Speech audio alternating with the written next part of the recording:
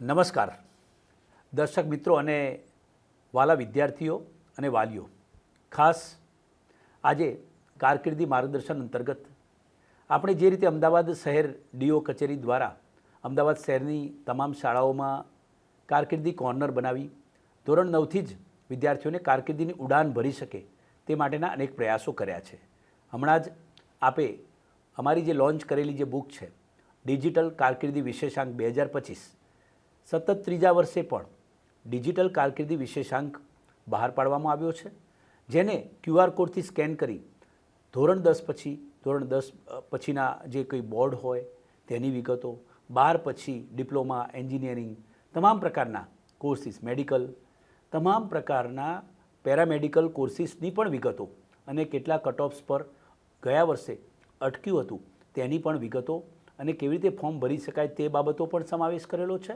સાથે સાથે યુનિવર્સિટીઓની પણ જુદી જુદી સમજો આપી છે અને ગુજરાત સરકાર દ્વારા જે શિષ્યવૃત્તિઓ આપવામાં આવે છે તેની સમજ પણ એની અંદર આપવામાં આવી છે. ઘણી વખતે શું થાય છે, વાલીઓને આ બાબતની ખબર નથી હોતી, એટલે ઘણી વખતે જ્ઞાન સાધના સ્કોલરશિપ શું છે, નમોલક્ષ્મી, નમો સરસ્વતી શું છે એ ખબર ન હોય અને એના કારણે ઘણી વખતે મળતા લાભોથી એવો વંચિત રહેતા હોય છે. બીજી એક મહત્ત્વની બાબત, હમણાં અમે હેલ્પલાઇન શરૂ કરી છે, જે કારકિર્દી હેલ્પલાઇન છે. અમદાવાદ શહેર કચેરી દ્વારા શરૂ કરેલી છે, પરંતુ સમગ્ર ગુજરાતમાંથી કારકિર્દીને લગતા પ્રશ્ન આવે છે. ધોરણ 10 પછી બાળકોને કયા આગળ, કયા બોર્ડ, કયા ગ્રુપમાં મૂકવા તેવા પ્રકારના પ્રશ્નો હોય. ઘણી વખતે ધોરણ 12 પછી જીકાસ દ્વારા ફોર્મ ભરવું કે ડિગ્રી માટે, એન્જિનિયરિંગ માટે કયું ફોર્મ ભરવું, આવા પ્રકારના પ્રશ્નો આવે છે. અને અમારા કારકિર્દી એક્સપર્ટનું જે ગ્રુપ છે એમાં વોટ્સએપ દ્વારા ફક્ત પ્રશ્ન પૂછવાથી જ આ અમારી જે હેલ્પલાઇન છે, જે કારકિર્દી હેલ્પલાઇન, એનો નંબર છે 9909992268. એ નંબર ઉપર માત્ર વોટ્સએપ પર મેસેજ કરવાથી સામે ચાલીને અમારા એક્સપર્ટ માર્ગદર્શન આપે છે.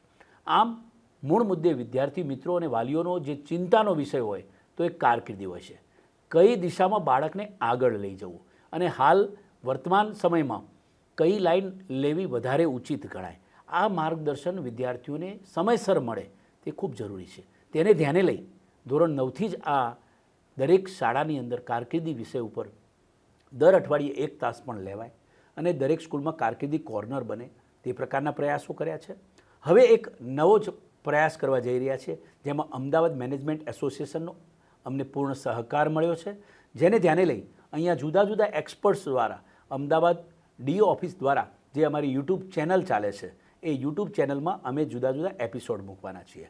આજે આ એપિસોડમાં કારકિર્દી માર્ગદર્શન માટે છેલ્લા 12 વર્ષથી જેઓ શિક્ષણ ક્ષેત્રે અને કારકિર્દીમાં એક્સપર્ટ તરીકે જેઓએ ખૂબ સારી કામગીરી આપી છે એવા કારકિર્દીના ખૂબ સારા વિશ્લેષક કહી શકાય, જાણકાર વ્યક્તિ કહી શકાય તેવા ડૉક્ટર જયસિંહ પરમાર આજે આપણી વચ્ચે ઉપસ્થિત છે. તેમના સહકારથી જુદા જુદા એક્સપર્ટને પણ અમે બોલાવીશું, પરંતુ આમાં અલગ અલગ એપિસોડમાં અલગ અલગ વિષયો વિશે તમને ખ્યાલ આવશે. સમગ્ર વર્ષ દરમિયાન ચાલવાનો આ ખાસ કરીને આ કાર્યક્રમ છે. આ ડિજિટલ માધ્યમથી અમે હવે અહીંયા આ યુટ્યુબ ચેનલમાં પણ એમના વિડીયો મૂકીએ તે પ્રકારનો અમે પ્રયાસ કર્યો છે. ડૉક્ટર જયસિંહ પરમાર જે છે તેમને ગ્લોબલ એજ્યુકેશન નેવિગેટર બુક પણ તેઓએ ખૂબ સારી બુક છે. આપણે હું અમારા આ માધ્યમથી પણ જણાવીશ કે આ બુક એકવાર ચોક્કસ વિદ્યાર્થીઓને વાંચવી જોઈએ, વાલીઓએ પણ આ બુક વાંચવા જેવી છે. તો ડૉક્ટર જયસિંહ પરમારનું હું અહીંયા આપણા સ્ટુડિયો પર સ્વાગત કરું છું એમનું. અને હવે પછી કારકિર્દી માર્ગદર્શન માટે ઘણીવાર અમારા જે સારથી હેલ્પલાઇન છે એવી રીતે અમારી જે કારકિર્દી હેલ્પલાઇન છે એના ઉપર જે કારકિર્દીના જે પ્રશ્નો આવે છે એ પ્રશ્નોની પણ હું એમને પણ મોકલી આપીશું. એ પણ અમારા એક્સપર્ટ તરીકે અંદર હેલ્પલાઇનમાં જોડાયેલા રહેશે, જેને લઈને વાલીઓને સીધા ટેલિફોનિક માર્ગદર્શન 24/7 આપી શકે તે પ્રકારનું આયોજન રહેશે. હવે હું ડૉક્ટર જયસિંહ પરમારને વિનંતી કરીશ કે તેઓ અમારા જે વિદ્યાર્થીઓ અને વાલીઓ અને દર્શક મિત્રો જે જોડાયેલા છે તેમને કારકિર્દી માર્ગદર્શન જે ખૂબ જરૂરી વિષય છે તેના માટે માર્ગદર્શિત કરશે. Doctor Jaysinh Parmar sir.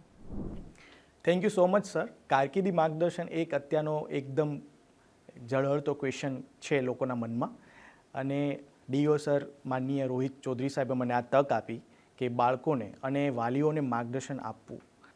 અને સરે જે વાત કરી પ્રમાણે મેં બુક લખી છે the global education navigator. The global education નેવિગેટરની અંદર મેં ટ્રાય કરી છે કે તમારા બોર્ડ સિલેક્શનથી માંડીને ધોરણ 10 પછી શું, 12 પછી શું, ગ્રેજ્યુએશન તમે આર્ટ્સમાં કર્યું, કોમર્સમાં કર્યું, સાયન્સમાં કર્યું છે, એન્જિનિયરિંગમાં કર્યું છે, તો એના પછી શું કયા કોર્સ અત્યારે ટ્રેન્ડિંગ છે જે મને 5 વર્ષ પછી મારા એક સક્સેસ તરફ લઈ જશે.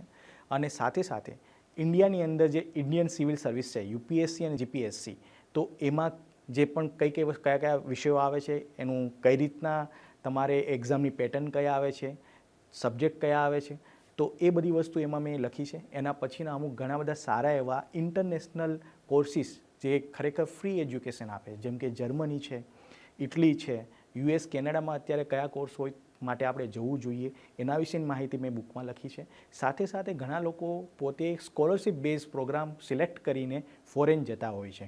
તો સ્કોલરશિપ બેઝ પ્રોગ્રામ કયા કયા છે અને સ્કોલરશિપ કયા કયા કન્ટ્રીમાં કઈ કઈ સ્કોલરશિપ મળે છે. તમારે MIT US જવું છે તો કઈ સ્કોલરશિપ તમને મળી શકે એમ છે, ઓક્સફર્ડમાં જવું છે તમારે તો કઈ સ્કોલરશિપ મળે છે, સ્ટેનફોર્ડમાં જવું છે તો કયા કયા સબ્જેક્ટ ઉપર ત્યાં વધારે સારું એજ્યુકેશન મને મળી શકે એમ છે, જાપાનની યુનિવર્સિટીમાં મને કઈ જવું હોય તો મારે કયા કયા એજ્યુકેશનનું મતલબ કે કયું સબ્જેક્ટ અથવા તો કઈ ડિગ્રી સિલેક્ટ કરીશ તો મારે ત્યાં જવાથી મને ફાયદો થશે, આ બધી માહિતી પણ એમાં આપેલી છે. સાથે સાથે અત્યારે જે આપણે ઇન્ડિયન આર્મ ફોર્સ માટે મારે જવું છે, મને ખેલકૂદમાં ઇન્ટરેસ્ટ છે, મારે રમતગમતમાં ઇન્ટરેસ્ટ છે, તો મારે એમાં જવા માટે મારે પહેલેથી ક્યારથી શરૂઆત કરવી જોઈએ અને હું આગળ કઈ રીતના વધી શકું, નેશનલ ઇન્ટરનેશનલ ગેમ્સમાં કઈ રીતના જઈ શકું છું, એમાં કઈ કઈ સ્કોલરશિપ અને આગળ મારો કરિયરના કયા ઓપ્શન્સ અવેલેબલ છે એ પણ એમાં આપેલું છે.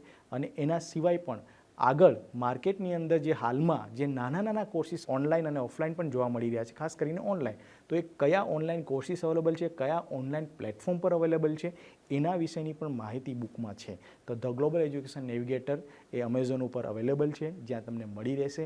અને આપણે આ સેશનની અંદર ડિટેલમાં એક અલગ અલગ કરિયર વિશેની અને કારકિર્દી વિશેની વાત કરવા જઈ રહ્યા છે. મારો આ એક પસંદગીનો વિષય છે, જેમાં હું ઘણા વર્ષોથી બાળકોને માર્ગદર્શન આપતો રહેતો હોઉં છું.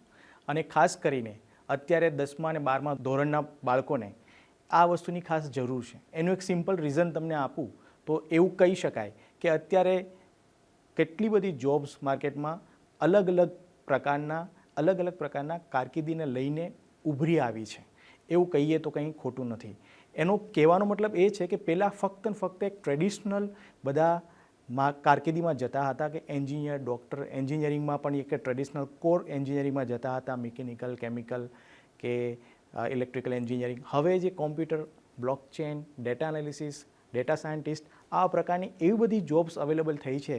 IT ક્ષેત્રમાં પણ અત્યારે તમે જોઈ રહ્યા છો કે AI આધારિત જે ઓટોમેશન આવી રહ્યું છે, એક આખું તુફાન આવી રહ્યું છે. એમાં બાળકોને ક્યાં આશરો લેવો, એક પોતાના કરિયર તરીકે ક્યાં પોતાને સ્થાપિત કરવા, એક બહુ મોટો ક્વેશ્ચન છે.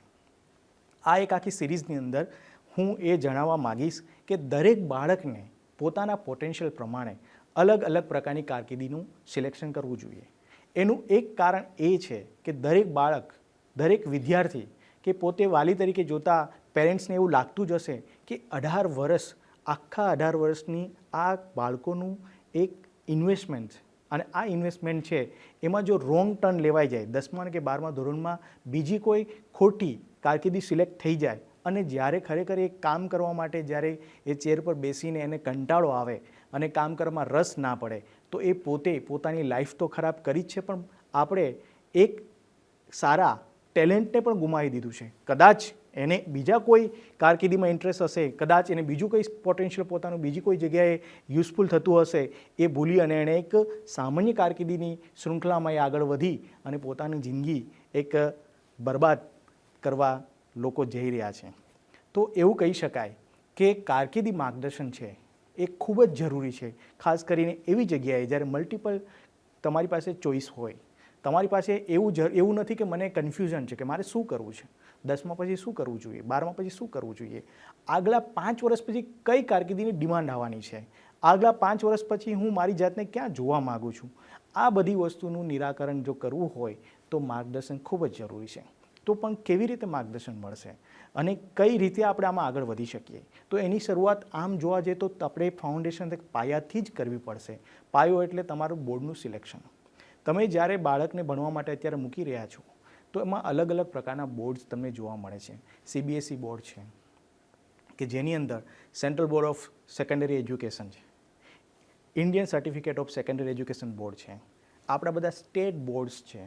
એની સાથે જોવા જઈએ તો અલગ ઇન્ટરનેશનલ બોર્ડ્સ પણ એમાં એનરોલ તમે કરી, કેમ્બ્રિજ બોર્ડ છે, એની સાથે સાથે ઇન્ટરનેશનલ બકાલ્યુરેટ બોર્ડ છે, IB બોર્ડ જેને કહેવામાં આવે છે, international general secondary education board છે. તો આ બધા પ્રકારના બોર્ડ્સનું સિલેક્શન પણ એક મહત્ત્વનું છે. એના બોર્ડના સિલેક્શન પછી તમને એમાંથી ખ્યાલ આવશે કે મારે કોમ્પિટિટિવ એક્ઝામમાં જવું છે તો મારે કયું બોર્ડ સિલેક્શન કરવું જોઈએ, મારે આગળ ઇન્ડિયા નહીં પણ ઇન્ડિયાની બહાર જઈને અભ્યાસ કરવો છે તો એના માટે કયું બોર્ડ સિલેક્ટ કરવું જોઈએ, મારે ઇન્ડિયામાં રહીને કે ગુજરાતમાં રહીને અથવા તો મારે અહીંયા મારા પપ્પાનો કે મારા કોઈ કુટુંબનો જે બિઝનેસ ચલાવવાનો છે તો એના માટે મારે કયું બોર્ડ સિલેક્ટ કરવું જોઈએ. આ બધા બોર્ડ સિલેક્શન આધારે પણ તમે આગળ પોતાની કારકિર્દી કંડારી શકો છો. હવે તમને આજે હું જે કહેવા જઈ રહ્યું છે એ ધોરણ 10 અને ધોરણ 12 પછી શું. વિદ્યાર્થી મિત્રો, તમને એ કહેવા માગીશ કે ધોરણ 10 અને ધોરણ 12 એ અગત્યના એક મોડ કહી શકો તમે. ઘણા બધા લોકોએ અત્યારે ધોરણ 10ની એક્ઝામ આપી છે, ધોરણ 12ની એક્ઝામ આપી છે. એમાં મુખ્યત્વે ધોરણ 10 પછી લોકો આર્ટ્સ, કોમર્સ અને સાયન્સ તરફ આગળ વધતા હોય છે. પણ એક વસ્તુનું ખાસ ધ્યાન રાખવું જોઈએ કે બીજાએ કરેલું સિલેક્શન એ આપણા માટે હોતું નથી. આમાંથી તમારે અલગ થવા માટે માર્ગદર્શન, તમારે પર્સનલ માર્ગદર્શન પણ લેવું જરૂરી છે. જરૂરી નથી કે બીજાનો છોકરો ડૉક્ટર બની રહ્યો છે તો હું પણ સાયન્સ લઈને આગળ વધું. બની શકે કે તમે MBBSમાં એડમિશન ના મળી શકે તો શું થશે? પછી આપણે જે જગ્યાએ જવાના હતા એ જગ્યાએ નહીં જઈ શકીએ. હવે એના માટે એક એક્ઝામ્પલ આપીશ કે માની લો કે એક સ્ટુડન્ટ મારી પાસે આવે છે અને મને કહે છે કે અમારે 10મા ધોરણની અંદર એટલા મારા માર્ક્સ આવ્યા છે. અલગ અલગ વિષયના આધારિત આપણે એનું વિશ્લેષણ કરી અને એ નક્કી કરી શકીએ કે સાયન્સ માટે આ વ્યક્તિ બનેલી નથી અથવા તો આ કોમર્સ માટે વ્યક્તિ બનેલી નથી, કેમ કે એનો ઇન્ટરેસ્ટ જે તે સબ્જેક્ટમાં ઓછા માર્ક્સના આધારે તમે કહી શકો છો. સાથે સાથે થોડી એની આકારણી પણ કરી શકો છો, જેમ કે ઘણા બધા સાયકોમેટ્રિક એનાલિસિસ ટેસ્ટ પણ અવેલેબલ છે અત્યારે. તો એના આધારે આપણે જાણી શકીએ છીએ કે કયા વિષયની અંદર કેવી રુચિ ધરાવે છે. તો બાળકનો ઇન્ટરેસ્ટ જે તે સબ્જેક્ટમાં હોય અને એની સ્કિલ અને એબિલિટી નક્કી કરે છે કે એને આગળ કયો સબ્જેક્ટ પસંદ કરવાનો છે, સાયન્સ લેવાનું છે કે આર્ટ્સ લેવાનું છે કે કોમર્સ લેવાનું છે. બીજી વસ્તુ, બાળકની પર્સનાલિટીના આધારે પણ આ સિલેક્શનમાં બહુ જ ઉપયોગી આપણને એક હેતુ મળી રહે છે. જુઓ, ઘણી વખત એવું જોવા મળે છે બાળકને આપણે અંતર્મુખી હોય, બહિર્મુખી હોય, ઘણા બાળકો બેસીને શાંતિથી કામ કરવાવાળા હોય, ઘણા લોકોને ફિલ્ડ ઉપર કામ કરવું ગમતું હોય છે, ઘણા લોકો એકદમ જજમેન્ટ લઈને કામ કરતા હોય, ઘણા લોકો એકદમ હેફેઝાડ જે આવે તે વસ્તુને હેન્ડલ કરી શકતા હોય. આ અલગ અલગ પ્રકારના લોકોના પર્સનાલિટી છે, એને પર્સનાલિટી ટ્રેટ્સ કહેવાય છે અને લક્ષણો કહેવાય છે. તો એનું જે વલણ આપણે સમજી અને એ પણ સમજી શકીએ છીએ આ વિષય છે, આ એનું વલણ છે, આ એની સ્કિલ એબિલિટી છે, આના આધારે આપણે કઈ કારકિર્દી એને કેવી જોઈએ જેથી કરીને બાળકને આગળ જઈને પ્રોબ્લેમ ના થાય. માની લો કે કોઈને આપણે માર્કેટિંગમાં આગળ જવાનું વિચારે છે કે આને મારે માર્કેટિંગ માટે આગળ મોકલવો છે. હવે સમજો તમે કે એ વ્યક્તિ અંતર્મુખી હોય, કોઈની સામે પોતાની વસ્તુને કઈ રીતના બતાવવી, કઈ રીતના એક્સપ્લેન કરવું, કઈ રીતના કમ્યુનિકેટ કરવું એને ખ્યાલ જ ના હોય અથવા તો એને એના રસનો વિષય ના હોય તો પછી કઈ રીતના માર્કેટિંગ ફિલ્ડમાં આગળ જઈ શકશે? આગળ જઈને એને કોઈ પણ પ્રકારનો લાભ થવાનો નથી, ના જોબમાં લાભ થશે, ના પોતાના કામમાં એને સંતોષ મળશે. તો મુખ્ય વસ્તુ એ છે કે પહેલાં જે હતું કે ખૂબ હાર્ડવર્ક કરો, ખૂબ પૈસા કમાઓ અને સફળતા. અત્યારે આ સૂત્ર એકદમ બદલાઈ ગયું છે. કેવી રીતના કે કારકિર્દીથી ખુશ હશો તો જ તમે સારું એવું કામ કરી શકશો, હાર્ડવર્ક કરી શકશો તો જ તમને સક્સેસ મળશે. તો આ જે આખી વસ્તુ બદલાઈ છે એને કારણે તમારે ઇન્ટરેસ્ટવાળી વસ્તુમાં આગળ વધવું જોઈએ. એટલી બધી ડાયવર્સિટી છે, એટલી બધી અલગ અલગ ફિલ્ડ છે, એમાં તમે તમારી જાતને તમારા ઇન્ટરેસ્ટ પ્રમાણે ક્યાં ઢાળી શકો એમ છો. તમારી પાસે કઈ ટેલેન્ટ, કઈ તમારી પાસે સ્કિલ એબિલિટી છે. જો એમાં બે વસ્તુ અત્યારે લોકોના મગજમાં તમે જોવા મળશે કે મારે આગળ જઈને એકદમ જુસ્સાભર આ કામ કરવું છે, જેને આપણે પેશન કહેતા હોય છે, જોમથી. અત્યારે જોમ, જુસ્સો એના કરતાં જરૂર છે એક લગનની. તમે કન્ટિન્યુઅસ એક સતત તમે પ્રયત્ન કરતા રહેશો તો સફળતાના શિરે પહોંચી શકશો. ડૉક્ટર APJ અબ્દુલ કલામે એવું કહ્યું છે કે બી ગ્રેટ, બી રિમેમ્બર, બી યુનિક. તમારે જો મહાન બનવું હશે તો તમારે યુનિક બનવું પડશે. તો તમારે આ યુનિકનેસને બહાર લાવવા માટે તમારે જાતે પણ થોડું વિશ્લેષણ કરવું પડશે અને માર્ગદર્શન પણ કેળવવું પડશે. હવે આપણે જાણીએ કે ધોરણ 10 અને 12 પછીના કયા કયા વિષયો અત્યારે ખાસ કરીને અવેલેબલ છે અને કેમાં લોકો જતા હોય છે. નવી શિક્ષણ જે નીતિ છે એના આધારે તમે BA કર્યું હશે અથવા તો કોમર્સ અથવા આર્ટ્સના તમે સબ્જેક્ટ લીધા હશે, પરંતુ તમારે સાયન્સમાં કોઈ આગળ ગ્રેજ્યુએશન કરવું હશે તો તમે કરી શકો એમ છો. મારી પાસે અત્યારે એક છોકરાનો ક્વેશ્ચન હતો કે મને સાયકોલોજીમાં 99% આવ્યા છે, પણ હવે મારે BSc સાયકોલોજી કરવું છે, તો BSc સાયકોલોજી કરી શકાય છે. કોઈ વ્યક્તિ આવીને મને એમ કહે છે કે મારા સબ્જેક્ટમાં મને મેથ્સ ફાવતું જ નથી અને મારે હવે આગળ કોઈ પણ પ્રકારના મેથેમેટિક્સને લઈને આગળ કોઈ મારે કોર્સ સિલેક્ટ કરવો જ નથી, તો તમારે ચોક્કસથી જાણવું જોઈએ કે તમારા ગ્રેજ્યુએશનમાં કંઈ મેથેમેટિક્સ આવતું નથી, તમે કોમર્સ લેશો, તમે BBA કરશો, MBA કરશો, મેથેમેટિક્સ આવશે. તો તમારે આવા પ્રકારના સબ્જેક્ટ્સ આવે છે એ પહેલેથી ધ્યાન રાખવું પડે. તમારે તમારા ગોલ સુધી પહોંચવા માટે, તમારા ડેસ્ટિનેશન સુધી પહોંચવા માટે પહેલાં એ તમારે નક્કી કરવું પડશે કે મારું ડેસ્ટિનેશન શું છે. પછી તમે કોઈ પણ રસ્તાઓ લઈ શકશો, પછી તમે રસ્તામાં કઈ જગ્યાએ તમારે જવા માટે, કયા રસ્તા માટે કયું વ્હીકલ યુઝ કરવું છે તમે જાણી શકશો. પરંતુ જ્યારે તમને ખુદને જ ખબર નહીં હોય કે મારે ક્યાં જવું છે, ત્યારે કોઈ પણ પ્રકારનું વ્હીકલ તમને કંઈ કામ લાગવાનું નથી અને અંતે નિરાશા જ મળશે. અને વાલીઓ માટે એક સરસ વાત હું તમને કહેવા માગું છું કે એક ડોટર અને એક એના ફાધર ગાડી લઈને જ્યારે એક્સપ્રેસ હાઈવે પર જતાં જતાં એક એના જેવી જ એક કાર હતી, એક કાર બાજુમાંથી સડસડાટ પસાર થઈ. એટલે છોકરાએ એના પપ્પાને કહ્યું કે પપ્પા, આ ગાડી આપણી આગળ થઈ ગઈ, ચલો આપણે એને આગળ જઈએ. એટલે પપ્પાએ એને સમજાવતા કહ્યું કે બેટા, આપણે આપણી સ્પીડ પર બરાબર છે, આપણે 80ની સ્પીડ પર જઈ રહ્યા છે, એ ભલે સડસડાટ ગઈ, આપણે વધારે ચલાવી નથી, એ જોખમ ભર્યું છે. છોકરો ચૂપચાપ બેસી ગયો. બીજી કાર એનાથી એકદમ પૂર ઝડપથી ચાલી ગઈ ઓવરટેક કરીને. એટલે ફરી વખત છોકરાએ એના પપ્પાને કહ્યું કે પપ્પા, આ ગાડી પણ આપણી આગળ નીકળી ગઈ અને આ કેટલી સરસ રીતે ચાલી રહી છે, મને તો જોખમ નથી લાગી રહ્યું. ત્યારે પપ્પાએ ફરી કીધું, બેટા એની ટેકનોલોજી જુઓ, એની ગાડી જોતું કેટલી અલગ છે, એક સ્પીડમાં જઈ શકે છે, આપણી ગાડી નહીં જઈ શકે, આપણે આ સ્પીડ બરાબર છે. છોકરો પાછો બેસી ગયો અને જ્યારે ત્રીજી વખત એ ગાડી ચલાવતા હતા એવી જ ગાડી જ્યારે બાજુમાંથી પસાર થાય છે ઓવરટેક કરીને, ત્યારે છોકરાને મનમાં ફરી જ એક ક્વેશ્ચન આવે છે કે ચલો ફરી એકવાર પપ્પાને કહીએ કે પપ્પા, તો આપણી ગાડી છે, એ જ ગાડી છે, આપણું મોડેલ છે, એવું જ મોડેલ દેખાઈ રહ્યું છે, કલર પણ એક સરખો જ લાગી રહ્યો છે, પણ પપ્પા આપણા કરતાં સ્પીડમાં જઈ રહી છે, આપણે કેમ સ્પીડમાં નથી જઈ રહ્યા? ત્યારે પપ્પાએ થોડો ગુસ્સે થઈને કીધું, બેટા, આ 80ની સ્પીડ છે, આ પ્રમાણે જ જવાનું છે, આગળ એક્સિડન્ટ થઈ શકે છે, જોખમ આવી શકે છે, ગાડીને નુકસાન થઈ શકે છે, શું કામ તું એટલી જીદ કરે છે?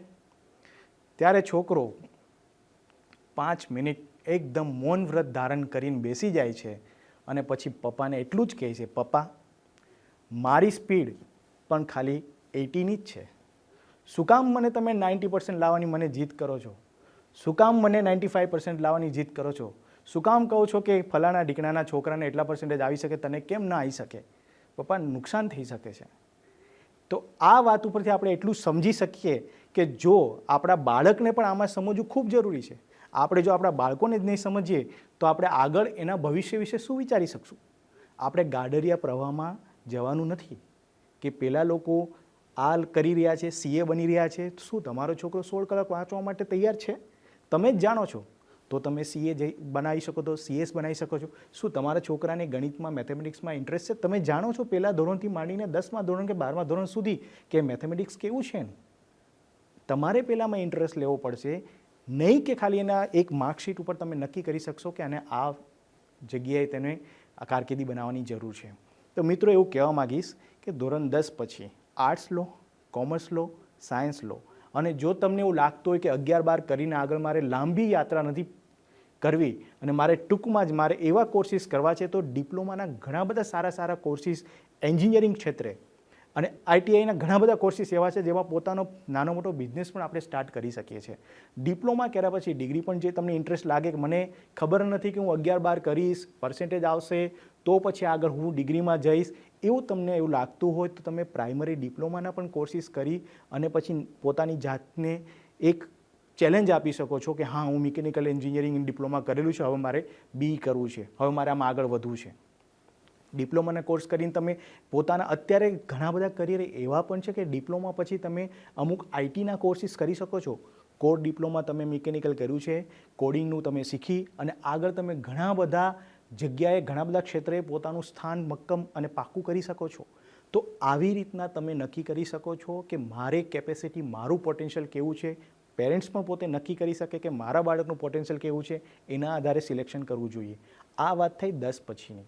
ધોરણ 12 પછી આપણે ઘણી વખત એવું જોઈતા હોઈએ છીએ કે ધોરણ 12 પછી આર્ટ્સ, કોમર્સ અને સાયન્સના સ્ટુડન્ટ, ખાસ કરીને સાયન્સના સ્ટુડન્ટ માટે કહેવા માગીશ કે નીટનું જે અત્યારે રિઝલ્ટ આવવા જઈ રહ્યું છે, તો નીટના રિઝલ્ટની અંદર આપણે 720માંથી ઘણા લોકો 400 માર્ક્સ લાવી રહ્યા છે, 500 માર્ક્સ લાવી રહ્યા છે, ઘણા 600 માર્ક્સ લાવી રહ્યા છે.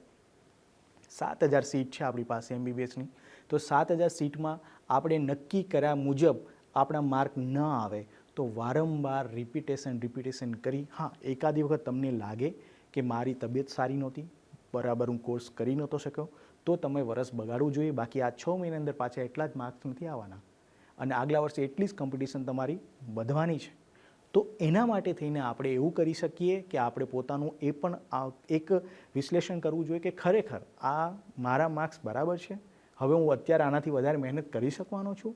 ના કરી શકવાના હોય તો બીજા કોર્સિસ પણ અવેલેબલ છે જેમાં તમે આગળ પોતાનું કરિયર વધારી શકો છો. MBBS એક જ નથી, MBBS સિવાયના પણ ઘણા બધા કોર્સિસ છે. બાયોમેડિકલ એન્જિનિયર છે, બાયોસ્ટેટિસ્ટિક્સ છે, ઇન્ફોર્મેટિક, આઈટીમાં ઘણા બધા કોર્સિસ, સાયન્સને રિલેટેડ ઘણા કોર્સ થાય છે, BSc IT પણ થાય છે, રાઈટ. તો ઘણા બધા આઈટીના કોર્સિસ પણ અવેલેબલ છે. BAMS કરી શકો છો. સારું અત્યારે આપણા આયુષ વિઝા જે આપણી ગવર્મેન્ટે બહાર પાડ્યા છે, જેમાં આપણે તમે એક આયુર્વેદનું બહુ મોટું સંસ્થાન તમે પોતાની અંડર એક ડેવલપ કરી શકો છો. હોમિયોપેથિક સારામાં સારી મેડિસિન છે જેના દ્વારા લોકોને તમે સારી એવી સારવાર કરી શકો છો. એના સિવાય તમને લાગતું હોય કે મારે BSc રિલેટેડ કોર્સિસ કરવા, જેમ તમને મેં ટેકનોલોજીનો BSc ITનો કોર્સ કીધો છે, એવી રીતના BSc ઇન કાર્ડિયો ટેકનિશિયન કરી શકો, BSc ઇન એનેસ્થેસિયોલોજી કરી શકો છો, BSc ઇન ઓપ્ટોમેટ્રી કરી શકો છો. આવા નાના નાના BScના કોર્સિસ પણ અત્યારે આપણી ગુજરાતમાં અવેલેબલ છે. BSc ઇન રિસર્ચ કરી શકો છો, ગાંધીનગરમાં ખૂબ સારી કોલેજ છે. તો આ બધા કોર્સિસ તમે કરી શકો છો. અમારી હેલ્પલાઇન જે કારકિર્દી માર્ગદર્શનની જે પહેલાં સરે કીધું, એની અંદર તમે જ્યારે ફોર્મ ભરો છો કે તમને કંઈ પણ ક્વેશ્ચન થાય છે કે મારે કયા કોર્સમાં જવું જોઈએ, તો ચોક્કસથી એમાં પણ તમે આના વિશે પૂછી શકો છો. હવે ખાલી 2 વસ્તુ વાત કરીએ કે આર્ટ્સ અને કોમર્સ 12 પછી. આર્ટ્સ એવી વસ્તુ છે જેમાં ક્રિએશન, ઇમેજિનેશન, વિઝ્યુલાઇઝેશન એ વસ્તુને લઈને લોકો આગળ વધતા હોય છે. અને બીજી વસ્તુ સાયકોલોજી, મેન્ટલ હેલ્થ, જે ખૂબ જ જરૂરી અત્યારે જો સબ્જેક્ટ હોય તો સાયકોલોજી છે અને મેન્ટલ હેલ્થ છે. મેન્ટલ હેલ્થ ઉપર જે લોકો આગળ વધવા માંગતા હોય એ ચોક્કસથી આગળ વધે જેનો સાયકોલોજી સબ્જેક્ટ એકદમ પાવરફુલ હોય અને જેનું ક્રિએટિવિટી સારી છે એ ડિઝાઇનરના કોર્સમાં જઈ શકે છે. અત્યારે સારા ઇન્ટિરિયર ડિઝાઇનિંગના કોર્સિસ તમે લઈ શકો છો. લોકો એના તરફ ખૂબ આગળ વધી રહ્યા છે. એની સાથે ફેશન ડિઝાઇનિંગના કોર્સિસ લઈ શકો છો. જે લોકો આર્ટ્સ લીધું હોય એ આ બધા પ્રકારના કોર્સિસ લઈ શકે. જે હું તમને અત્યારે કહી રહ્યો છું એક ટ્રેન્ડિંગ જે કરિયર છે એની વાત કરી રહ્યો છું. એની સાથે સાથે જે લોકો કોમર્સ લઈ રહ્યા છે, કોમર્સ લઈને પણ તમને એવો વિચાર આવ્યો કે મારે ટેકનોલોજીમાં આગળ જવું છે, કોમર્સ IT પણ થાય છે, તો તમે કોમર્સ લીધા પછી પણ તમે ITના ક્ષેત્રમાં આગળ વધી શકો છો. અત્યારે ઘણી બધી સંસ્થાઓ આ રીતના એ અલગ અલગ પ્રકારના કોર્સિસનું જે મિશ્રણ, જેની પાસે જેને મલ્ટી ટેલેન્ટેડ લોકો હોય છે એને વધારે સારી રીતે આવકારે છે, બહુ સારા સેલરી ઉપર આવકારે છે. તો તમારે એમાં પણ વિચારવું જોઈએ. નહીં કે ખાલી એક ટ્રેડિશનલ CA CSના માર્ગે આપણે જઈએ. હા, કરી શકો તો બેસ્ટ ઓપોર્ચ્યુનિટી એવર. અત્યારે વિદેશના લોકો પણ આપણા ઇન્ડિયન્સ પાસે એકાઉન્ટિંગ કરાવે છે, એવા ઘણા બધા દાખલા જોવા મળ્યા છે. પણ આમાં પણ તમે આગળ વધી શકો છો. BSc લઈને કે કોમર્સ પછી તમે અલગ પ્રકારના અલગ અલગ બિઝનેસમાં પણ તમે આગળ વધી શકો છો. MBA કરીને પણ આગળ વધી શકો છો. તો આ બધાના ઘણા બધા કોર્સિસ અવેલેબલ છે, એટલે તમે એમાં જઈ શકો છો. પણ પ્રાથમિક વસ્તુ એ છે તમારો ઇન્ટરેસ્ટ, તમારું એપ્ટિટ્યૂડ લેવલ, તમારું ઇન્ક્લિનેશન, એટલે કે તમારું ક્ષમતા, તમારું પેશન, તમારો જોમ કેવું છે, તમારો રસ કેવો છે, તમને રુચિ આવે છે કે નહીં, શું તમે એ વિશે તમને ગમશે કે નહીં, આ બધી વસ્તુનું મૂલ્યાંકન કર્યા પછી જ તમે કોર્સમાં આગળ વધશો તો તમને સફળતા મળશે જ. એટલું કહી અને આપણે આ સેશનને અહીંયા વિરામ આપીએ છીએ. આવતા સેશનની અંદર થોડા કોર્સની અલગ પ્રકારની એક ડિટેલિંગ તમને આપીશ કે આપણે કઈ રીતના ખાસ કરીને મેડિકલ કોર્સિસની અંદર પેરામેડિકલમાં જવું હોય તો કયા કયા કોર્સની કેવી ડિમાન્ડ છે એના વિશે વાત કરીશું. અને સાથે સાથે એ ગ્રુપ જેણે લીધું હશે 12 સાયન્સ પછી એમાં કયા કયા કોર્સની ડિમાન્ડ છે, એમાં કઈ રીતના આગળ વધવું છે એની વિશે આપણે વાત કરીશું. અહીંયા હું વિરામ લઉં છું. Thank you so much.